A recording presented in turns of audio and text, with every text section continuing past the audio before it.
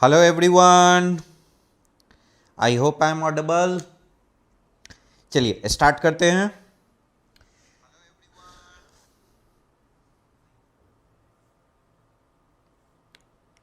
Now see, so all India mock test very important है। Exam से पहले जितनी गलती करनी है मॉक टेस्ट में कर लीजिए, ठीक है। So these are the dates of mock test. इसमें एनरोलमेंट के लिए डिस्क्रिप्शन बॉक्स में लिंक दिया हुआ है। You can use my referral code Vivek Gupta 10 to enrol, ठीक है। सो सब लोग एनरोल हो जाइए। न्यू बैच स्टार्ट हुआ था 24 नवंबर से, जिसमें मैंने स्टील स्ट्रक्चर स्टार्ट किया है। सो स्टील स्ट्रक्चर आप लोगों को पढ़ना है तो पढ़ सकते हैं। You can take enrolment, you can use my referral code. USPs, these are the USPs of Udaan batch, जिसमें कि ये सब फैसिलिटीज आप लोगों को प्रोवाइड की जाएगी। अगर आपने गेट 2023 के लिए अभी तक टेस्ट सीरीज नहीं लिया है, then it's better to take at 499 only. मात्र 500 रुपए में अवेलेबल है। साउंड नहीं आ रहा है? ऐसा कैसे? यहां तो दिखा रहा है कि साउंड आ रहा है।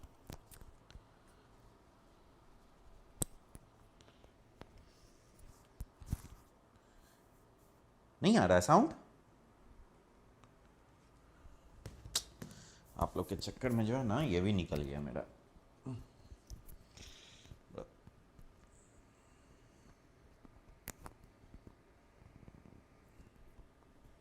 वेट वेट,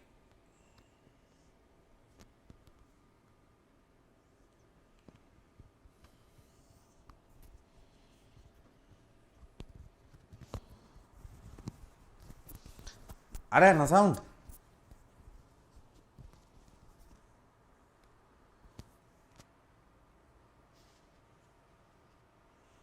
ठीक है। Now so these are the differences between plus and iconic subscription. चलिए बेसिक कॉन्सेप्ट चैप्टर 1 से हम लोग स्टार्ट करते हैं, ठीक है। बेसिक कॉन्सेप्ट चैप्टर 1 से हम लोग स्टार्ट करते हैं।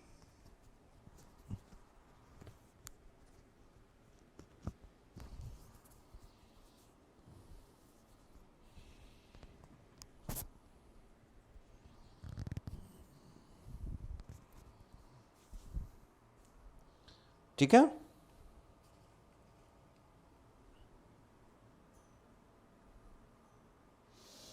चलिए नाउ, सो रिकमेंडेड लिटरेचर स्ट्रक्चर एनालिसिस के लिए हम कौन सा बुक रिकमेंड करते हैं, बता दीजिए एक बार। ठीक है, स्ट्रक्चर एनालिसिस के लिए कौन सा रिकमेंड करते हैं book? That is very important. जब तक स्ट्रक्चर का सब्जेक्ट आप अच्छे टीचर या अच्छे बुक से नहीं पढ़िएगा, स्ट्रक्चर का सब्जेक्ट कभी भी स्ट्रांग नहीं होता है। चाहे वो स्ट्रक्चर एनालिसिस हो, आरसीसी हो, स्टील हो या सोम हो। या तो अच्छे टीचर को फॉलो कीजिए या अच्छा बुक फॉलो कीजिए। घटिया बुक फॉलो कीजिएगा, कभी नॉलेज नहीं होगा। आपको लगेगा कि आप बहुत क्वेश्चन सॉल्व कर रहे हैं, बट अंडरस्टैंडिंग कभी डेवलप नहीं होगा, ठीक है। रामामुथम, बीसी पुनमिया, ये सब बुक नहीं पढ़ना है इस सब सब्जेक्ट के लिए, ठीक है। नाउ स्ट्रक्चरल इंजीनियरिंग में दो पार्ट होता है, एक होता है एनालिसिस और दूसरा डिजाइन। सो एनालिसिस में कौन कौन सा सब्जेक्ट आता है? सोम और स्ट्रक्चर एनालिसिस। डिजाइन यहां डिस्कस नहीं करेंगे। कौन सा 3 वर्ड है जिसको कि सीख जाने के बाद पूरा स्ट्रक्चर एनालिसिस को आप समराइज कर सकते हैं? That is equilibrium, compatibility and energy. So equilibrium, compatibility और एनर्जी अगर आप सीख जाते हैं तो 3 वर्ड में आप पूरे स्ट्रक्चर एनालिसिस को समराइज कर सकते हैं। जो भी लोग हमसे पढ़े होंगे उन लोगों को पता होगा कि कैसे हर चैप्टर कुछ और नहीं है, बेसिकली इक्विलिब्रियम, कॉम्पैटिबिलिटी और एनर्जी ही है, और कुछ भी नहीं है। सब इक्विलिब्रियम, कॉम्पैटिबिलिटी एंड एनर्जी ही है, ठीक है। Now what is a structure? Structure कहते किसको है? मेंबर्स का अरेंजमेंट। तो मेंबर्स के किसी भी अरेंजमेंट को स्ट्रक्चर कहेंगे? नहीं। सो मेंबर का वो अरेंजमेंट जिस पे लोड लगाएं तो वो लोड को सेफली ट्रांसफर करे to the supports. That type of arrangement of member is called structure. अब मेंबर में कुछ भी हो सकता है, कॉलम, बीम, स्लैब, केबल, कुछ भी हो सकता है, ठीक है। So any arrangement of members that can transfer load acting upon it to the support safely, that is called structure. Now meaning of structural analysis, कोई आपसे कहता है कि स्ट्रक्चर को एनालाइज कर दो, तो आप क्या समझते हैं, व्हाट इज द मीनिंग? जैसे कोई कहता है डिजाइन कर दो, तो डिजाइन में तो सिंपल सा समझ में आता है कि मेंबर का क्रॉस सेक्शन साइज डिसाइड करने बोल रहा है स्टील में, और अगर आरसीसी है तो कंक्रीट का साइज और रेनफोर्समेंट डिसाइड करने बोल रहा है, इजंट इट? ठीक है, तो ये डिसाइड करने के लिए बोला जा रहा है। नाउ अगर मीनिंग ऑफ स्ट्रक्चर एनालिसिस आपको समझना है तो उसका क्या मतलब होता है? बहुत सिंपल है, कोई स्ट्रक्चर एनालाइज करने के लिए बोला जा रहा है, इट मींस कि स्ट्रक्चर पे आप जब लोड लगाते हैं तो लोड के हर एक इफेक्ट को कैलकुलेट कर सकते हैं, दैट इज कॉल्ड एनालिसिस।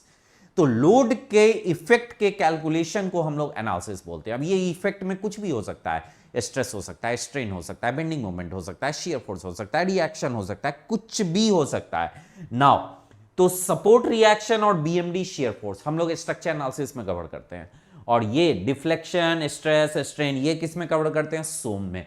तो आप कहिएगा सर सोम में भी तो बीएमडी एसएफडी पढ़ते हैं, सपोर्ट रिएक्शन पढ़ते हैं। सोम में जो आप पढ़ते हैं वो सिंपल स्ट्रक्चर का पढ़ते हैं, सोम में जो आप पढ़ते हैं वो सिंपल स्ट्रक्चर का पढ़ते हैं, डिफिकल्ट स्ट्रक्चर का नहीं पढ़ते हैं। तो सोम में जो पढ़ते हैं आप वो सिंपल स्ट्रक्चर का पढ़ते हैं, ठीक है, डिफिकल्ट स्ट्रक्चर का नहीं पढ़ते हैं।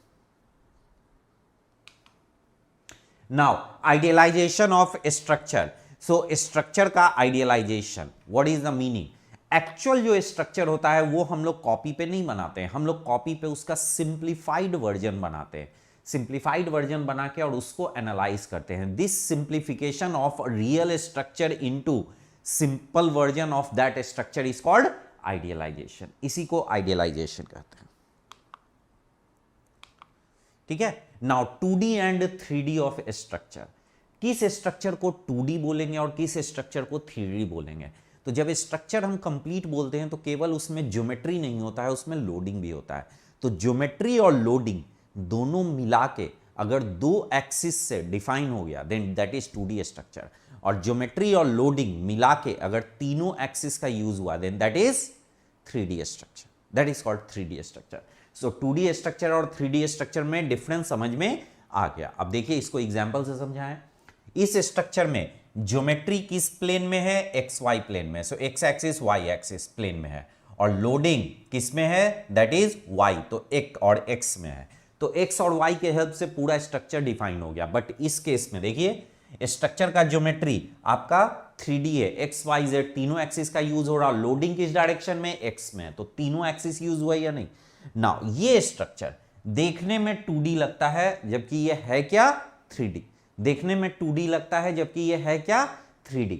कैसे? देखने में देखिए 2D टाइप फीलिंग आता है लेकिन ये 3D है। ये स्ट्रक्चर का ज्योमेट्री किस प्लेन में है? एक्स जेड प्लेन में है, और लोडिंग किस प्लेन में? एक्सिस में वाई, तो एक्स वाई जेड तीनों का यूज हो गया ना, ठीक है। सो एक्स वाई जेड तीनों का यूज हो गया, so that's why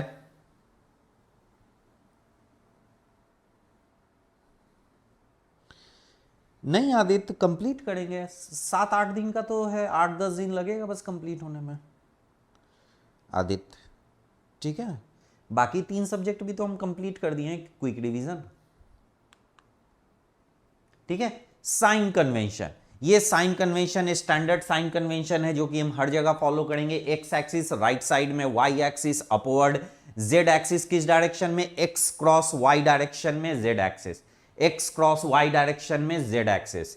now slope किस डायरेक्शन में है? D Y by D X, slope, slope is anticlockwise, हम लोग पॉजिटिव लेते हैं। रोटेशन किस डायरेक्शन में पॉजिटिव लेंगे? Clockwise. Force along axis, moment clockwise, ये सब साइन कन्वेंशन हम लोग फॉलो करेंगे। एक्सियल फोर्स, टेंशन को हम लोग पॉजिटिव लेते हैं।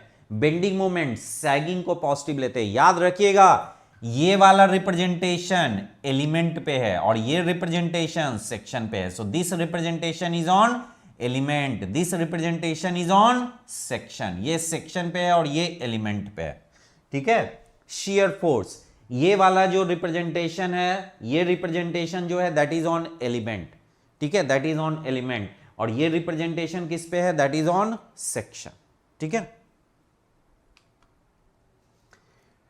Types of support, types of support, कितने टाइप का सपोर्ट होता है? तो सपोर्ट का काम क्या है? मूवमेंट को रोकना। जब हम लोड लगाते हैं स्ट्रक्चर पे तो स्ट्रक्चर मूव करना चाहता है, ठीक है, क्लियर। जब हम लोग लोड लगाते हैं स्ट्रक्चर पे तो स्ट्रक्चर मूव करना चाहता है, सपोर्ट लगा देते हैं तो स्ट्रक्चर रुक जाता है। तो सपोर्ट रिएक्शन कितना तरह का हो सकता है? बहुत सिंपल है, जितना तरह का मूवमेंट पॉसिबल है उतना तरह का सपोर्ट डेवलप होगा, क्योंकि उसी को हम लोग रोकेंगे। क्लियर? तो हम लोग मेनली 2D स्ट्रक्चर पढ़ते हैं, 3D स्ट्रक्चर नहीं पढ़ते हैं। हम लोग मेनली कौन सा स्ट्रक्चर पढ़ते हैं? 2D स्ट्रक्चर ज्यादा पढ़ते हैं। ठीक है, सो 2D स्ट्रक्चर ज्यादा हम लोग पढ़ते हैं मेनली, 3D स्ट्रक्चर उतना नहीं पढ़ते हैं। Is it clear? Now so 2D structure, 2D structure में कितना मूवमेंट पॉसिबल है? देखिए सिंपल, एक्स में मूवमेंट पॉसिबल है, वाई में मूवमेंट पॉसिबल है और रोटेशन पॉसिबल है। एक्स में मूवमेंट पॉसिबल है, वाई में मूवमेंट पॉसिबल है और रोटेशन पॉसिबल है। Isn't it? So X, Y और रोटेशन, तो 3 मूवमेंट पॉसिबल है, तो इसी 3 को आप रोक सकते हैं ना, तो इसी के क्रॉसपॉन्डिंग सपोर्ट डिफाइंड होता है। देखिए बहुत सिंपल, हिंज सपोर्ट, ये सब हिंज सपोर्ट है जो देखने को मिलता है। ठीक है, ये रोलर सपोर्ट है, ये देखिए रोलर, ब्रिज में ऐसे रोलर लगा हुआ होता है। ठीक है, now moment restricted representation, reaction and remarks. So X, Y और रोटेशन तीनों अगर रोक दीजिएगा, ठीक है ना, एक्स, वाई और रोटेशन तीनों रोक दीजिएगा तो कौन सा support? Fix support. Pin reaction, fix support. X Y रोकिएगा तो पिन सपोर्ट, उसको पिन या हिंज सपोर्ट बोलते हैं। वाई रोटेशन रोके तो ये गाइडेड रोलर। कैसा रोलर है? Guided, horizontal guided roller. कहां यूज होता है? घर में जो स्लाइडिंग डोर होता है, घर में जो स्लाइडिंग डोर होता है दैट इज गाइडेड रोलर। ठीक है, rotation and x, so rotation and x रोके तो ये भी गाइडेड रोलर हो गया। ये कहां यूज होता है? दुकान में आप देखते होंगे शटर लगता है, तो वो क्या होता है? गाइडेड रहता है या नहीं? केवल वाई डायरेक्शन में मूवमेंट अलाउड होता है, रोटेशन भी नहीं अलाउड होता और एक्स भी नहीं अलाउड होता है। क्लियर? सो ये चीज होता है गाइडेड रोलर। केवल एक्स रोका हुआ है, ये रोलर है, ये रोलर सिंपल। केवल वाई रोका हुआ है, ये रोलर, और केवल रोटेशन रोका हुआ है। तो देखिए इसका ये दोनों चक्का इसको वाई डायरेक्शन में जाने देगा, ये चक्का इसको एक्स डायरेक्शन में जाने देगा। So that is simply rotation को रोके हुए, इजंट इट? चलिए, अगर ऐसा इंक्लाइंड रोलर रहता है, इंक्लाइंड सपोर्ट रहता है, तो यहां पे कितना रिएक्शन मिलता है? एक ही रिएक्शन मिलता है, क्योंकि ये सरफेस के पैरेलल मूव कर सकता है और सरफेस के परपेंडिकुलर मूव नहीं कर सकता है। पैरेलल में मूव कर सकता है, परपेंडिकुलर मूव नहीं कर सकता है। तो परपेंडिकुलर में आपका एक रिएक्शन हो जाएगा। एक ऐसा भी सपोर्ट होता है, spring support, this is rotational spring. इसमें ग्रीन वाला जो है रोटेशनल स्प्रिंग है और पिन सपोर्ट लगा हुआ है, तो pin support X Y reaction दे रहा है और रोटेशनल स्प्रिंग क्या दे रहा है? आपका रोटेशनल, ये घूमने से उसको रेस्ट्रिक्ट कर रहा है, यानी कि मोमेंट क्रिएट कर रहा है। ठीक है, एक ये सपोर्ट होता है, ये वाला सपोर्ट। ये सपोर्ट हम पढ़ाए थे पिछले साल, ये पिछले साल क्या, इसी साल पढ़ाए थे, जनवरी में पढ़ाए थे और फरवरी में गेट एग्जाम में इस पे क्वेश्चन आया है। ठीक है, जनवरी में ये क्लास लिए थे हम अनअकैडमी पे प्लस में। ठीक है, और ये वाला सपोर्ट इस साल हम ऐड किए थे और इसी साल गेट एग्जाम में ये वाला क्वेश्चन आ गया। गेट एग्जाम में देखें ना 2022 में। ठीक है, और ये हम जनवरी में पढ़ाए थे। ठीक है, जनवरी में कब पढ़ाए होंगे? 5 जनवरी से स्टार्ट किए थे, आई थिंक 7 जनवरी या 8 जनवरी को ये पढ़ाए थे। ठीक है, और फरवरी में 10-12 फरवरी को ये क्वेश्चन आया था। ठीक है, सो ये देखिए ये कैसा सपोर्ट है, ये एक रॉड लगा हुआ है येलो, और उसमें ये ग्रीन वाला जो है ना स्लीव के तरह एक्ट कर रहा है। स्लीव जैसे होता है ना, ये हाथ पे हम लोग पहनते हैं full sleeve, half sleeve shirt, तो स्लीव क्या होता है? हाथ के ऊपर ऐसे ऐसे स्लाइड होता है या नहीं?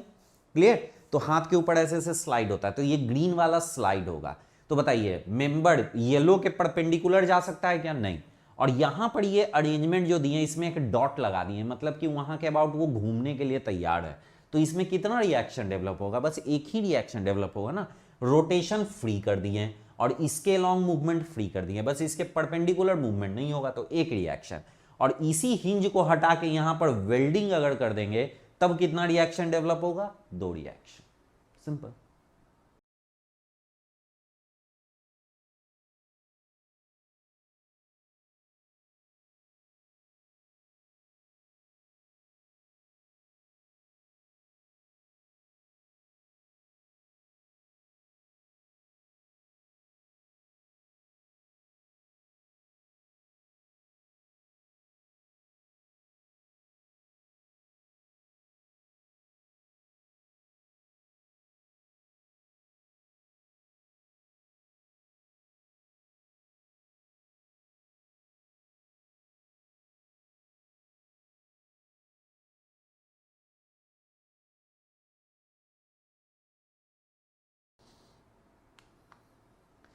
ठीक है। Inclined roller supports and hinge support, ये एक पॉइंट बताए थे कि देखिए इस पे भी दो रिएक्शन मिलता है, क्योंकि एक्स और वाई मूवमेंट नहीं होता है तो दो रिएक्शन। कोई कहेगा कि सर इसमें भी तो एक्स और वाई मूवमेंट नहीं होता है तो यहां भी दो रिएक्शन मिलना चाहिए। चलिए मिलेगा, ठीक है। तो इसमें भी दो रिएक्शन, इसमें भी दो रिएक्शन। इन दोनों रिएक्शन का रिजल्टेंट और उसका इंक्लिनेशन हमको नहीं पता है, तो हम बोल सकते हैं कि या तो हमको आर एक्स आर वाई नहीं पता है, या हम लोगों को आर और थीटा नहीं पता है। आर एक्स आर वाई नहीं पता है, या हम लोग को कैपिटल आर और थीटा नहीं पता है, isn't it? So R X R Y नहीं पता और कैपिटल आर थीटा नहीं पता, यही चार हम लोगों को नहीं पता है। Now come to this one, R X R Y नहीं पता है, लेकिन इन दोनों का रिजल्टेंट का मैग्नीट्यूड नहीं पता है, लेकिन डायरेक्शन पता है। यानी कैसे? क्योंकि इसका जो रिजल्टेंट होगा वो सरफेस के परपेंडिकुलर होगा। तो यहां आप नहीं बोल सकते हैं कि आपके पास दो अननोन है।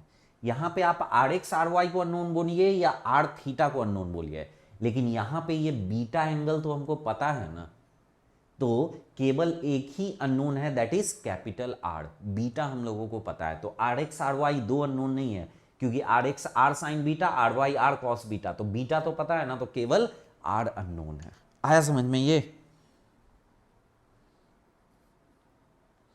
मोमेंट और रोटेशन में क्या डिफरेंस है? सुभाष चंद्र देवांगन, ये सोम का रिवीजन क्लास में बताया हुआ है। सोम का रिवीजन क्लास देखिए, ठीक है। इक्विलिब्रियम और स्टैटिक इक्विलिब्रियम सबको याद है? इक्विलिब्रियम और स्टैटिक इक्विलिब्रियम, जब इक्विलिब्रियम बोलेंगे कहां चले जाइएगा? जब इक्विलिब्रियम बोलेंगे कहां चले जाना है? याद कीजिए, जब इक्विलिब्रियम बोलते हैं हम लोग कहां चले जाना है? याद कीजिए, बताइए बताइए, जब इक्विलिब्रियम बोलेंगे कहां चले जाइएगा? स्पेस में। Very good. स्पेस में हर चीज इक्विलिब्रियम में है, जो जहां है वैसे ही फ्लोट कर रहा है, सब पे नेट फोर्स जीरो है, तो स्पेस में हर चीज इक्विलिब्रियम में है, ठीक है। स्पेस में हर चीज इक्विलिब्रियम में। और जब स्टैटिक इक्विलिब्रियम बोलेंगे तो अर्थ पे आ जाना है। तो जब हम लोग इक्विलिब्रियम और स्टैटिक इक्विलिब्रियम में डिफरेंस क्या है? इक्विलिब्रियम का मतलब सम ऑफ ऑल फोर्सेस जीरो, और स्टैटिक इक्विलिब्रियम उसमें भी सम ऑफ ऑल फोर्सेस जीरो, लेकिन डिफरेंस क्या है? इक्विलिब्रियम में बॉडी मूव भी कर सकता है विद कांस्टेंट वेलोसिटी, यानी कि एक्सेलरेशन जीरो होगा, लेकिन कांस्टेंट वेलोसिटी से मूव कर सकता है। स्टैटिक इक्विलिब्रियम में वो रेस्ट में रहना चाहिए। तो सिविल इंजीनियरिंग में हम लोग इक्विलिब्रियम पढ़ते हैं या स्टैटिक इक्विलिब्रियम? सिविल इंजीनियरिंग में हम लोग इक्विलिब्रियम पढ़ते हैं या स्टैटिक इक्विलिब्रियम?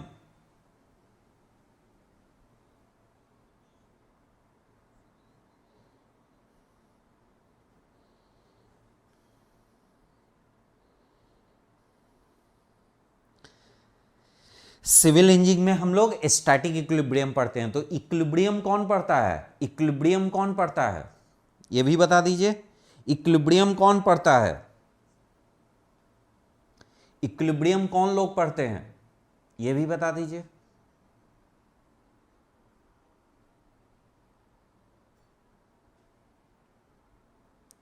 इक्विलिब्रियम मैकेनिकल वाले पढ़ते हैं, ठीक है ना। सो इक्विलिब्रियम मैकेनिकल वाले पढ़ते हैं। Is it clear? Now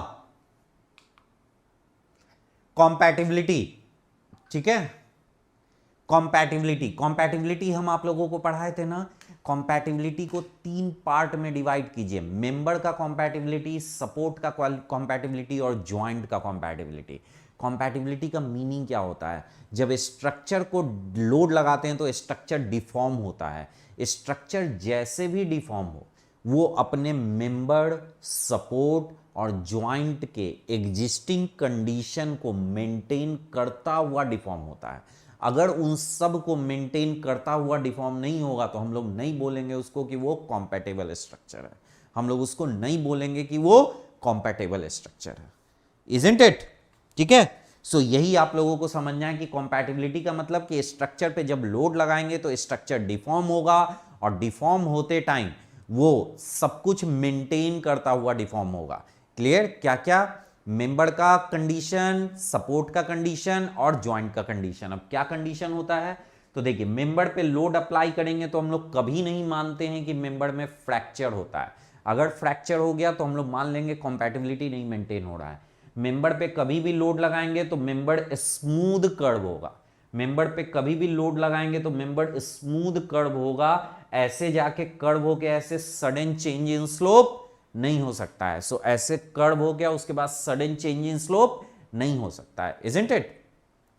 so this sudden change in slope is not possible. ये ऐसे जाके ऐसे sudden change in slope possible नहीं है। ये हमेशा क्या होगा? स्मूथ कर्व ही होगा, हमेशा स्मूथ कर्व होता है, ठीक है। Compatibility of supports, so compatibility of support का क्या मतलब है? सो यहां लोड हम लोग अप्लाई किए, क्लियर, यहां लोड हम लोग अप्लाई किए, तो ये लोड हम लोग अप्लाई किए और ये ऐसे डिफ्लेक्ट हो रहा है। सो लोड हम अप्लाई किए, लोड ऐसे डिफ्लेक्ट हो रहा है, isn't it? So load apply किए, लोड ऐसे डिफ्लेक्ट हो रहा है, तो यहां पे ये मेंबर में स्लोप जीरो होना चाहिए ना, फिक्स सपोर्ट है, बट अगर वहां पे स्लोप बन गया तो हम लोग मानेंगे कि ये आपका कंपैटिबिलिटी सेटिस्फाई नहीं कर रहा है, ये कंपैटिबिलिटी सेटिस्फाई नहीं हो रहा है। नाउ ये, ठीक है, ये अगर हम लोग यहां पे लोड अप्लाई किए, ठीक है, यहां पे हम लोग लोड अप्लाई किए तो ये पॉइंट यहां से यहां चला गया, लोड अप्लाई किए तो ये पॉइंट यहां से यहां चला गया, is it clear? So load apply करते हैं तो वो पॉइंट वहां से वहां चला जाता है, क्लियर? तो ये कंपैटिबिलिटी सेटिस्फाई हुआ क्या? नहीं हुआ। क्यों? क्योंकि ये रोलर सपोर्ट ऊपर नीचे मूव नहीं कर सकता है, अगर ऐसा मूव कर जाएगा देन हम लोग कहेंगे कंपैटिबिलिटी सेटिस्फाई नहीं हुआ। नाउ कम टू द, ठीक है, now come to the joint, ठीक है, come to the joint. So ये रिजिड ज्वाइंट है। रिजिड ज्वाइंट का क्या मतलब होता है कि मेंबर का एंगल मेंटेन रहना चाहिए, मेंबर का एंगल हमेशा मेंटेन रहना चाहिए। अगर मेंबर का एंगल मेंटेन नहीं है डिफॉर्मेशन के बाद रिजिड ज्वाइंट पे, तो कंपैटिबिलिटी सेटिस्फाई नहीं हुआ। तो इन दोनों का 90 डिग्री था, लोड अप्लाई किए ये ऐसे डिफॉर्म हो गया, तो 90 डिग्री मेंटेन रहा क्या? नहीं रहेगा, इजंट इट? और ये तीन मेंबर, ठीक है, ये तीन मेंबर, सो ये तीन मेंबर है और तीनों मेंबर को हम लोग कनेक्ट किए हुए हिंज से, तीनों मेंबर को हिंज कनेक्ट किए हुए हिंज से लोड अप्लाई कीजिएगा तो ये नीचे जाएगा। क्या ऐसा हो सकता है कि दो मेंबर चला जाए और एक मेंबर छूट जाए? नहीं, ऐसा पॉसिबल नहीं है। अगर ऐसा हो गया तो हम लोग बोलेंगे कि कंपैटिबिलिटी सेटिस्फाई नहीं हुआ है। समझ में आया? Clear? Now types of structural member, कितने टाइप का स्ट्रक्चरल मेंबर होता है? स्ट्रक्चर, हाथों पे टैटू, हाँ टैटू बनवाए हैं, हाँ टैटू बनवाया नहीं? देखे आप लोग? हाँ,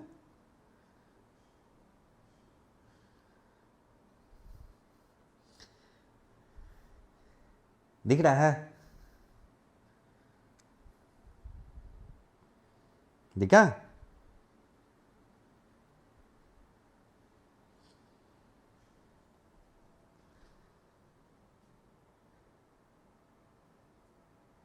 दिखा?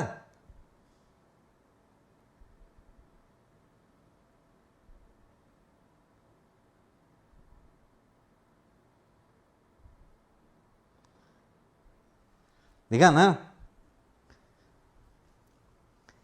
अभी 30 नवंबर को बनवाए हैं।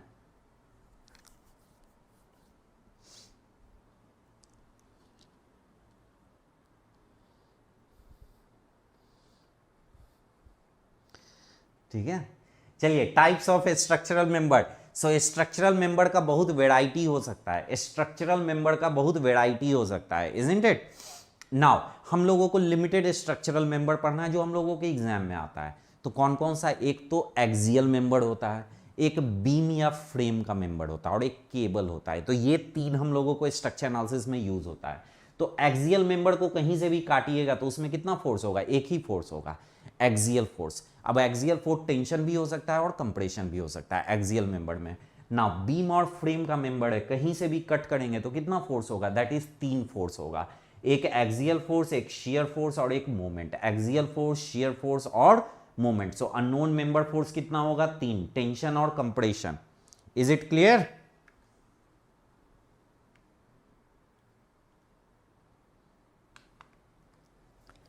ठीक है।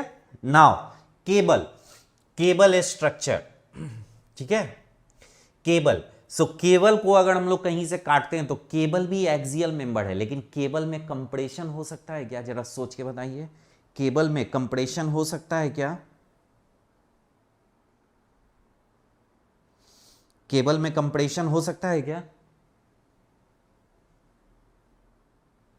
नहीं हो सकता है। तो केबल में क्या है? ओनली टेंशन है। समझ में आया? सो केबल में ओनली टेंशन है। Is it clear? Now free body diagram. So free body diagram बहुत ही इंपॉर्टेंट चीज है, ठीक है। Free body diagram is very very important. +2 से पढ़ाया जा रहा है। कोई चीज अगर +2 से पढ़ाया जा रहा है तो वो बहुत इंपॉर्टेंट होगा, तभी तो +2 से पढ़ाया जाता है, ठीक है। सो फ्री बॉडी क्या होता है वो हम आपको बता देते हैं। सिंपल है, दो बॉडी आपस में कनेक्टेड है, ठीक है। दो बॉडी अगर आपस में कनेक्टेड है तो उसको आप काट के अलग कर दीजिए। दो बॉडी अगर आपस में कनेक्टेड है, आप उसको काट के अलग कर दीजिए और दोनों के बीच का इंटरैक्टिव फोर्स एक दूसरे पर रिप्रेजेंट कर दीजिए, then that will be called as free body diagram. और ऐसा करने से कोई इफेक्ट नहीं पड़ता है, both body will be treated as same. तो दो बॉडी है, दोनों बॉडी कनेक्टेड है, काट के दोनों को अलग कर दीजिए और दोनों का इंटरैक्टिव फोर्स एक दूसरे पर रिप्रेजेंट कर दीजिए। ऐसा करने से कभी भी, ऐसा कर देने से कभी भी उसमें कोई इफेक्ट में चेंज नहीं आता है, ठीक है। अब आप ये सोचिएगा कि सर बनाते क्यों है फ्री बॉडी डायग्राम? बहुत सिंपल है। बुर्ज खलीफा को देख के समझ में आएगा कि बुर्ज खलीफा बन कैसे गया? नहीं समझ में आएगा। उसको काट काट के छोटा छोटा पीस बना दो तो छोटा छोटा पीस समझ में आ जाएगा ना कि क्यों है, कैसे है। तो छोटा छोटा पीस समझ में आ जाएगा तो पूरा बुर्ज खलीफा समझ में आ जाएगा। बस यही पर्पस है फ्री बॉडी डायग्राम का। कोई बड़ा सा कॉम्प्लिकेटेड बना हुआ चीज़ नहीं समझ में आता है। जैसे मोबाइल नहीं समझ में आता है कि अंदर क्या है, कि ऐसे हाथ चलाते हैं तो वो चेंज होता है, ठीक है। एक दिन तोड़ के देख लीजिए अंदर, ठीक है। अंदर सारा चीज़ समझिएगा तो थोड़ा थोड़ा थोड़ा थोड़ा समझ में आने लगेगा। सिंपल। तो इसी चीज को कहते हैं फ्री बॉडी डायग्राम, कि कोई चीज होल में नहीं समझ में आता तो उसको काट काट के छोटा कर दीजिए और छोटे छोटे चीजों को समझ जाइएगा तो फिर सबको मिलाइएगा तो ऑटोमेटिकली समझ में आने लगता है, ठीक है। It is a graphical representation of body with all forces internal and external acting upon it, ठीक है। Statically determinate structure. तो सबसे पहले स्टैटिकली डिटर्मिनेट स्ट्रक्चर का हम लोग एफबीडी बनाएंगे। क्या स्टेप्स है? सिंपल। कोई भी बॉडी है, कहीं से भी काटना है तो जिस बॉडी का बनाना है बॉडी को फ्री कर दीजिए। एक्चुअल स्ट्रक्चर में बॉडी रुका हुआ है तो फ्री बॉडी डायग्राम भी रुका हुआ होना चाहिए। बॉडी पे sigma F X, sigma F Y, sigma M Z apply कर दीजिए और उसका इंटरनल फोर्स कैलकुलेट हो जाता है। तो ये रुका हुआ होना चाहिए तो इसका सिग्मा एफ एक्स भी 0 होना चाहिए, सिग्मा एफ वाई भी 0 होना चाहिए, सिग्मा एम जेड भी 0 होना चाहिए, ठीक है। सिमिलरली ये दो एग्जाम्पल बताए थे क्लास में, एक इसका एफबीडी, इतने पोर्शन का एफबीडी करना, और इसका एफबीडी में जो सबसे इंपॉर्टेंट चीज बताए थे हम वो याद कीजिए। जब भी हम लोग एफबीडी बनाते हैं ना, जब भी हम लोग एफबीडी बनाते हैं तो एफबीडी में हम लोग बॉडी के अंदर नहीं एंटर करते। अगर आप बॉडी के अंदर जाके इमेजिन करने लगिएगा ना तो गलत हो जाएगा। एफबीडी में हमेशा बॉडी को एक रिजिड बॉडी माना जाता है, ठीक है। देखिए इसमें यहां से काटे थे तो ये बॉडी था। अब इस बॉडी को हम लोग ऐसे पूरा बॉडी नहीं मानते एफबीडी बनाते टाइम, हम उसको पूरा एक ये बॉडी मानते हैं, एक पत्थर मानते हैं उसको, और उस पत्थर को मानते हैं कि एक फोर्स यहां लगाएं तो यहां पे कितना फोर्स डेवलप होगा, ऐसे सोचा जाता है। अगर आप ये सोच डेवलप कर लिए ना तो आपका एफबीडी कभी गलत नहीं होगा, ठीक है। सो एफबीडी में ऑलवेज याद रखिए फ्री बॉडी, बॉडी, अब बॉडी के अंदर नहीं घुसना, ठीक है। बॉडी मतलब पूरा एक बॉडी, तो ये कैसा शेप का है डजंट मैटर, इस पूरे को आप एक बॉडी मान लीजिए। अब देखिए इस पे भी sigma F X, sigma F Y, sigma M Z 0 है। बॉडी का शेप आप चेंज कर दीजिएगा तब भी उसका sigma F X, sigma F Y, sigma M Z 0 है, ठीक है। इसका मतलब बॉडी किस शेप में है दैट डजंट मैटर। समझ में आया? फ्री बॉडी डायग्राम में, फ्री बॉडी डायग्राम में बॉडी का शेप मैटर नहीं करता है, आपको क्या करना है, इक्विलिब्रियम उसका एस्टैब्लिश करना है, ठीक है। यस केशव एकदम सही बोल रहे हैं, स्टोन की तरह इमेजिन करते हैं, वेरी गुड, आपको पूरा क्लास याद है। What is the nature of force in member A B, ये हम इसी के लिए बताए थे, इसी चीज को समझाने के लिए। सोच के लगता है ना, सोच के लगता है ना कि यहां लोड लगाए हैं तो ये पूरे में थोड़ा बहुत बेंडिंग मोमेंट आएगा और इसमें भी बेंडिंग मोमेंट आएगा। जस्ट इमेजिन करके देखिए, लग रहा है ना कि ऊपर से लोड लगाएंगे तो थोड़ा सा बेंडिंग मोमेंट आ जाएगा, नीचे कॉलम में भी बेंडिंग मोमेंट आ जाएगा, लग रहा है ना, ठीक है, लगता है ना कि इस पे लोड लगाएंगे तो ऐसे करके ऐसे, तो इसमें बेंडिंग मोमेंट आएगा, लेकिन नहीं आता है।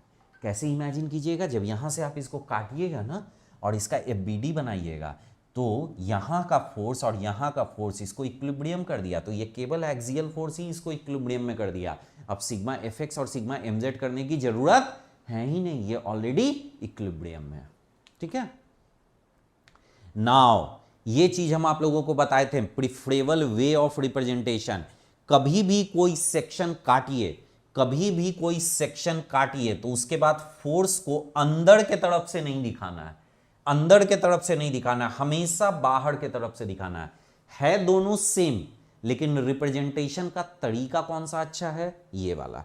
जैसे आप लोग जानते होंगे बचपन में ए लिखना सिखाया जाता है ऐसे, ठीक है ना, बचपन में ए लिखना सिखाया जाता है ऐसे, बहुत बच्चा ऐसे करके लिखता है, ठीक है ना, ठीक है, बहुत बच्चा क जो है ऐसे सिखाता है टीचर, ठीक है, बहुत बच्चा क ऐसे लिखता है, ठीक है ना। Final result is same, but कैसे आप लिख रहे हैं दैट ऑल्सो मैटर्स, ठीक है। तो ये दोनों है सेम, लेकिन ये अच्छा तरीका है, ये सही तरीका नहीं है। आया समझ में? लिस्ट ऑफ इंपॉर्टेंट लिंक कहां मिलेगी? Arun Lodhi. List of important link ऐसे मिलेगी, सबसे पहले मेरा नंबर पता कर लीजिए। मेरा नंबर पता करना कोई बड़ी बात नहीं है, ठीक है। मेरा व्हाट्सअप पे हमको फिर मैसेज कर दीजिएगा कि सर हमको लिस्ट ऑफ इंपॉर्टेंट लिंक्स चाहिए, फिर हम वो लिस्ट ऑफ इंपॉर्टेंट लिंक भेजेंगे। उस लिस्ट ऑफ इंपॉर्टेंट लिंक में मुझसे रिलेटेड सारा कंटेंट अवेलेबल है, मुझसे रिलेटेड सारा कंटेंट अवेलेबल है। समझ में आया? जो भी मेरे से रिलेटेड काम का कंटेंट है ना, सब एक जगह दिया हुआ है। चलिए, स्टैटिकली इनडिटर्मिनेट स्ट्रक्चर का हम लोग एफबीडी ड्रॉ करेंगे। कैसे ड्रॉ होता है? बहुत सिंपल है। सबसे पहले बॉडी को काट के फ्री कर दीजिए, तो यहां पे आप फोर्सेज, इंटरनल फोर्सेज नहीं निकाल सकते हैं। तो जब आप इंटरनल फोर्सेज नहीं निकाल सकते तो आपको क्या करना है, काटिए और जितना इंटरनल फोर्स वहां पे पॉसिबल है सबको रिप्रेजेंट कर दीजिए, जितना पॉसिबल है सबको रिप्रेजेंट कर दीजिए। तो देखिए, यहां काटे और यहां काटे तो पूरा 3 यहां पे पॉसिबल है, 3 यहां पे पॉसिबल है, पूरा रिप्रेजेंट कर दिए। यहां पे काटे, यहां पे सपोर्ट रिएक्शन कितना पॉसिबल है, 3 पॉसिबल है, तो तीनों रिप्रेजेंट कर दिए। अब ये दोनों तो एक ही सेक्शन है ना, तो इक्वल एंड अपोजिट फोर्सेज होगा या नहीं, इक्वल एंड अपोजिट फोर्स होगा या नहीं। तो जो फोर्स यहां पे वही फोर्स यहां पे होगा या नहीं, इक्वल फोर्स। आया समझ में? ठीक है। एफबीडी ऑफ, इसका एफबीडी बनाना, ये दोनों केबल है, ये दोनों केबल है और ये मेंबर है। जब यहां से हम लोग कट ऐसे करेंगे, ठीक है, तो ये पोर्शन को काट के अलग कर दिए। अब इंडिविजुअल फोर्स का मैग्नीट्यूड तो निकाल नहीं सकते हैं, तो केबल में कितना फोर्स होगा, दो एक एक फोर्स होगा और वो भी टेंसाइल, तो इधर टेंसाइल हो जाएगा, इधर टेंसाइल हो जाएगा, ये दोनों टेंसाइल। यहां पे काटे कितना फोर्स होगा, that is 3 forces are possible, तो 3 फोर्स यहां पे रिप्रेजेंट कर दें, ठीक है। So FBD of X C Y Z, ठीक है। थक गए बोलते बोलते, अब आज नहीं बोलेंगे, ठीक है। Clear? Okay, good night, good night, good night, good night, good night, good night, good night. फिर मिलते